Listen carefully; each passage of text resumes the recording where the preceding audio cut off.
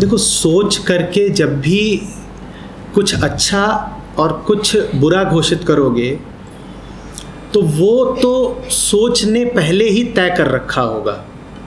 तुमने सोचा कुछ नहीं, तुमने सिर्फ मिलान किया।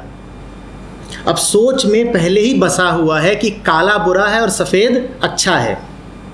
तो अब तुमने कोई निर्णय थोड़े ही लिया है, तुमने तो सामने देखा कि काला है, उसका अपनी सोच से मिलान किया और उसको क्या घोषित कर दिया? बुरा। तो इसमें कोई निर्णय वास्तव में लिया भी नहीं गया है, इसमें कोई निर्णय लिया भी नहीं गया है। जीवन में वास्तविक रूप से अच्छा वही होता है जो किसी निर्णय का उत्पाद न हो, जो तात्कालिक हो, क्षणिक नहीं, तात्कालिक, ठीक उस समय उपजा हो, एकदम ताजा। जो कुछ भी निर्णय से आ रहा है वो तो समय और संस्कारों की देन है। हम दावा जरूर करते हैं कि ये निर्णय हमने किया, पर आपने थोड़े ही किया। ये पंखा है यहाँ पर, इसको पहले ही पता है कि अगर रेगुलेटर 1 पर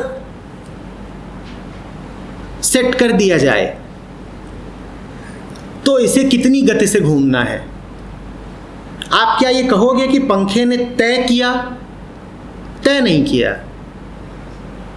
ये बात तो उसके डिजाइन में ही समायोजित थी।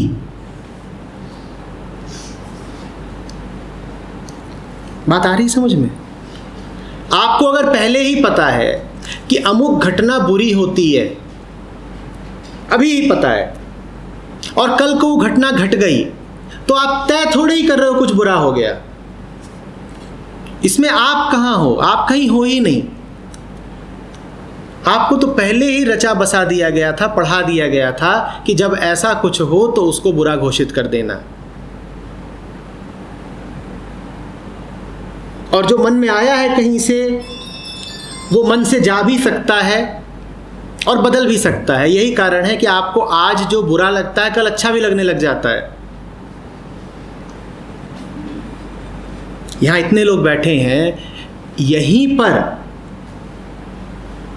अगर ज़रा सा पूछ लिया जाए कि किसको क्या पसंद है, तो जो बातें कुछ लोगों को ठीक लग रही हैं वो बाकियों को गड़बड़ लगेंगी, और जो बाकियों को गड़बड़ लगती हैं वो कुछ अन्य लोगों को ठीक लगेंगी।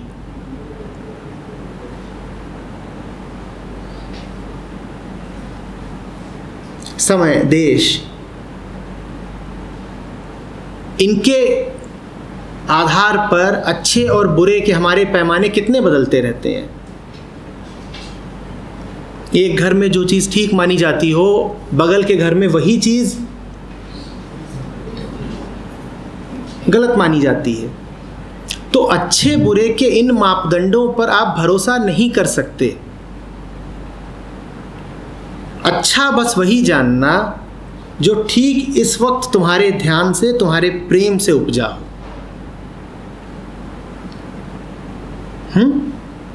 सर, ये जो मैंने पूछा क्वेश्चन, ये तो कंडीशनिंग से भी रिलेटेड हो सकता है? उसी से है।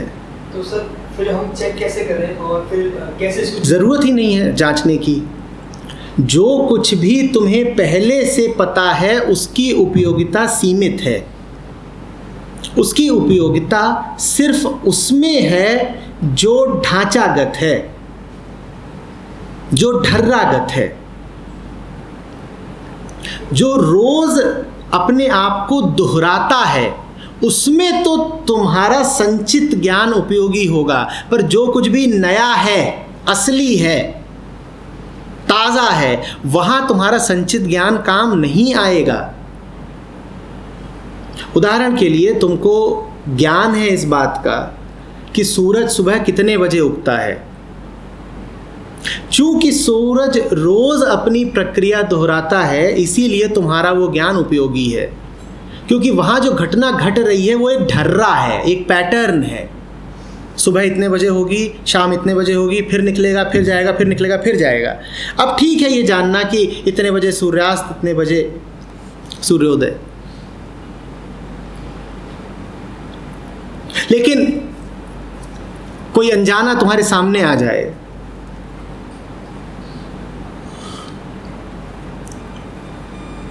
तुम्हारे मानस को झटका लग जाए, तुम कोई बिल्कुल नई बात सुन लो, अचानक तुम में प्रेम अंकुरित हो जाए, ये सारी बातें ऐसी नहीं होती जिन्हें तुम पहले से सीख के रख सको। ये तो अचानक होती हैं, यकायक। ज्ञान इसमें काम नहीं आता, बाधा जरूर बन सकता है। तुम्हें पहले ही ज्ञान है इस बात का कि प्रेम तो होना ही अमुक अमुक प्रकार के व्यक्ति से चाहिए, जिसका ऐसा धर्म हो, ऐसी जाति हो, ऐसी अवस्था हो, ऐसी वय हो, ऐसी आर्थिक स्थिति हो। अब मिले हो किसी से और वो छा रहा है तुम्हारे मन पर, तुम्हारा ज्ञान अब आड़े आ जाएगा। तुम कहोगे इसके पास तो उतने पैसे ही नहीं है जितना मैंने तय किया था कि होने चाहिए। अब फंसोगे।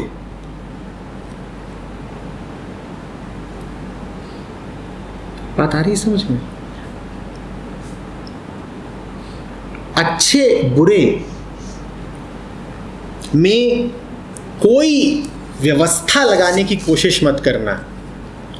ना होता कोई बताने वाला, ना होती कोई किताबें, ना होते कोई संस्कार, ना होते शिक्षक, ना होते गुरु, तो तुम्हें क्या लगता है? तुम कभी जान ही नहीं पाते कि क्या अच्छा है क्या बुरा है।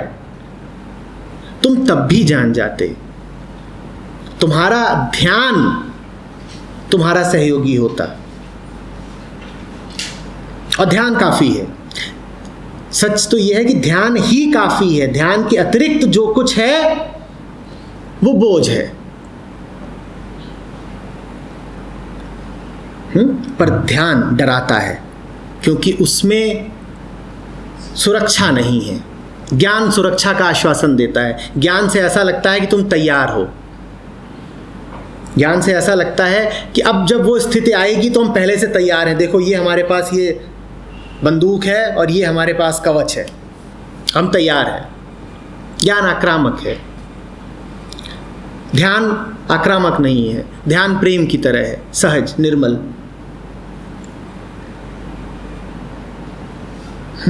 इसीलिए ध्यान का अर्थ कोई क्रिया नहीं है जो आप शाम सवेरे कर लें। ध्यान का अर्थ है जीवन की आम परिस्थितियों में केंद्रित रहना। सुबह से शाम तक जो भी कर रहे हो, जैसे भी कर रहे हो, उसमें सत्यनिष्ठ रहना, ये ध्यान है।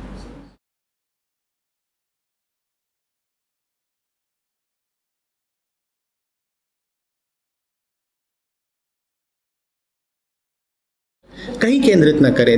अच्छा सवाल है, समझना। हम बस का इंतज़ार कर रहे हैं, हम सड़क पर जा रहे हैं, हम ऐसे में अपने आप को कहाँ केंद्रित करें? कहीं भी नहीं। बात कर्म या क्रिया की नहीं है कि क्या करें, कहाँ केंद्रित करें। बात उसकी है जो केंद्रित करने में उत्सुक रहता है। आध्यात्मिकता बस इतनी छोटी सी ही बात तो है कि अपनी ओर मुड़ो। तुम पूछ रही हो कहाँ केंद्रित हो, मैं पूछ रहा हूं कौन है जो केंद्रित होना चाहता है। बस उसको देखना है, किसकी रुचि है केंद्रित होने में, समझ रहे हैं? और जो केंद्रित होना चाहता है, देखो कि वो केंद्रित इसलिए होना चाहता है क्योंकि सुरक्षा का आश्वासन मांगता है, डरा हुआ है। वो कहता है केंद्रित नहीं हुआ तो ये नुकसान हो जाएगा। केंद्रित होना कोई अवस्था नहीं है, केंद्रित होना कोई कर्म या क्रिया नहीं है। केंद्रित होना तुम्हारा स्वभाव है। इसीलिए कोई ये न पूछे कि कैसे केंद्रित हो और किस पर केंद्रित हो। तुम तो बस ये देखो कि तुम विकेंद्रित कैसे हो जाते हो, तुम केंद्र से छिटक कैसे जाते हो। बस का इंतज़ार कर रहे हो और उस वक्त तुम्हारे दिमाग में तूफान चल रहा है, उस तूफान को देखो। केंद्रित होने की परवाह छोड़ो, क्योंकि तुम हो नहीं पाओगे। वो ऐसा काम नहीं है जो इंसान करे, वो हमारे हाथ की बात ही नहीं है। तुम तो उसको देखो जो हमारे हाथ की बात है और बड़ी मैली है। वो क्या है कि खड़े हैं बस के इंतजार में और यहां पर चल रहा है बिल्कुल झंझा, हिले हुए हैं, बस निकल भी गई।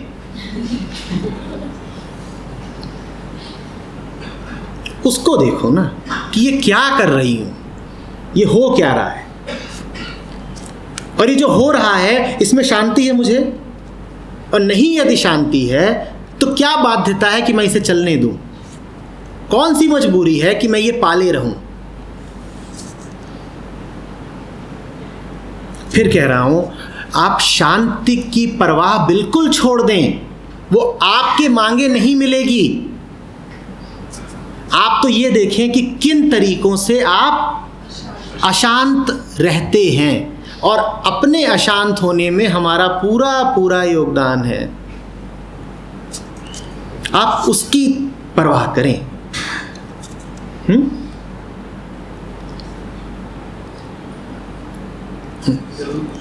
सुरक्षा के आश्वासन के अंदर बुराई क्या है कि अगर मुझे किसी ने श्योरिटी दे दी हो व्हाट्स रॉन्ग विद दैट? झूठी है, बस ये बुरा है उसमें। सुरक्षा के आश्वासन में बुरा ये है कि सुरक्षा का आश्वासन आपको आश्वस्त कभी कर नहीं पाएगा। सुरक्षा में कोई बुराई नहीं है, सुरक्षित होना तो स्वभाव है आपका। आपको कौन मिटा सकता है? आप तो परम सुरक्षित हो। आपको कौन हानि दे सकता है? आप परम सुरक्षित हो। सुरक्षा में कोई बुराई नहीं है, लेकिन सुरक्षा का आश्वासन चाहने में यही बुराई है कि वो आश्वासन झूठे होते हैं। जहां आप सुरक्षा खोज रहे होते हो वहां सुरक्षा है ही नहीं, ये बुराई है। आप सुरक्षा खोज रहे हो कि थोड़ी और पढ़ाई कर लूँ तो सुरक्षा मिल जाएगी, नहीं मिलेगी। आप सोच रहे हो थोड़े और पैसे कमा लूँ तो मिल जाएगी, नहीं मिलेगी। आप सोचते हो अपने संबंधों का जाल और व्यापक कर लूँ तो मिल जाएगी, नहीं मिलेगी। आप सोचते हो ज्ञान इकट्ठा कर लूँ, नहीं मिलेगी। सुरक्षा उस किसी भी बिंदु पर नहीं मिलेगी जिसकी ओर आप दौड़ रहे हो। सुरक्षा बहुत प्यारी चीज़ है, दिक्कत बस ये है कि वो पाई नहीं जा सकती। पाई इसलिए नहीं जा सकती क्योंकि सुलभ है ही उपलब्ध। तो सुरक्षा बिल्कुल लो, वो तुम्हारे हृदय में बैठी है, पर सुरक्षा के वादे, सुरक्षा का आश्वासन किसी से मत ले लेना। जो कोई तुम्हें सुरक्षा का आश्वासन देता हो कि आइए हमारे यहाँ नौकरी करिए, हम आपको इन इन तरीकों से सुरक्षा देंगे, ये देखिए इतनी पूंजी आपके खाते में जमा कराते रहेंगे, आप जब 100 साल के हो जाएंगे उसके बाद आपको ये पैसे मिलेंगे, इसी तरह के वादे होते हैं। मरणोपरांत आपको इतना दे देंगे। जो कोई सुरक्षा का आश्वासन दे रहा हो, समझ लेना नकली आदमी है। सुरक्षा बढ़िया, सुरक्षा का आश्वासन गड़बड़। आपने भी देखा कि शांति और कारण ढूंढे, तो शांति की फिलॉसफी, तो शांति का कारण हमें मिल गया कि ये मतलब इस टॉपिक पे अगर शांति होगी तो उसको क्या करें? मैंने अशांति का कारण नहीं कहा, मतलब शांति हमें पता चल गया कि ये कारण है हमारी शांति ना, कारण नहीं।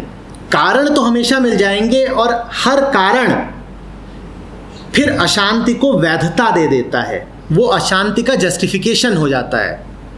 मैं कारण ढूंढने को नहीं कह रहा हूँ, कारण तो आपको बड़े भारी भारी मिल जाएंगे, और हर कारण यही सिद्ध कर देगा कि आपकी अशांति जायज़ है। मैं कारण ढूंढने को नहीं कह रहा हूँ, मैं अनिवार्यता पूछने को कह रहा हूँ। मैं कह रहा हूँ पूछिए कि क्या ये अशांति ज़रूरी है, अनिवार्य है? क्या ज़रूरी है कि मैं ऐसा ही रहूँ? क्या ज़रूरी है कि घुटूँ, परेशान रहूँ, तकलीफ़ में रहूँ? क्या उपयोगिता है इस परेशानी की? बस यही पूछना ही। गेटिंग रिड ऑफ इट, इससे मुक्ति पाना आपके हाथ में नहीं है। ये वहम त्याग दें, ये वहम अहम है। अशांति से मुक्ति पाना आपके हाथ में नहीं है। हाँ, अशांति को अशांति जानना जरूर आपके हाथ में है। अशांति को जो हम पालते पोसते हैं, परवरिश देते हैं, वो ऐसे ही तो देते हैं ना कि हम अशांति को शांति का नाम दे देते हैं। शांति हिंदुस्तान में बड़ा प्रचलित नाम है, और शांतियों के यहां जाके देखिए, वो सब अशांति का कारण है। इंसान की विडंबना ही यही है कि उसने तकलीफ को आराम का और अशांति को शांति का नाम दे रखा है। यहां पर बेईमान ना होना आपके हाथ में है। और फिर कहिए कि क्या जरूरी है कि बेईमान रहूं? इससे किसका हित सध रहा है, किसका भला हो रहा है? क्यों अपने आप से झूठ बोले जा रहा हूं? उसके आगे क्या होगा उसकी फिक्र छोड़ दीजिए, उसकी परवाह आपके हाथ में नहीं है। मन के सारे क्रियाकलाप मन द्वारा जाने जा सकते हैं, और यही मन की सीमा है कि वो जान ले कि मन में क्या चल रहा है। उसके बाद क्या होगा, वहां पर मन असहाय है, उसके आगे जाने की कोशिश मात्र अहंकार है। लेकिन आप वो जरूर करें जो आप कर सकते हैं, वो है ईमानदारी से अपने जीवन का अवलोकन। मैं ये कर क्या रहा हूं, कर क्यों रहा हूं मत पूछिएगा, क्योंकि क्यों पूछने में बहुत कारण निकल आएंगे। मैं कर क्या रहा हूं, क्या क्या ये है क्या।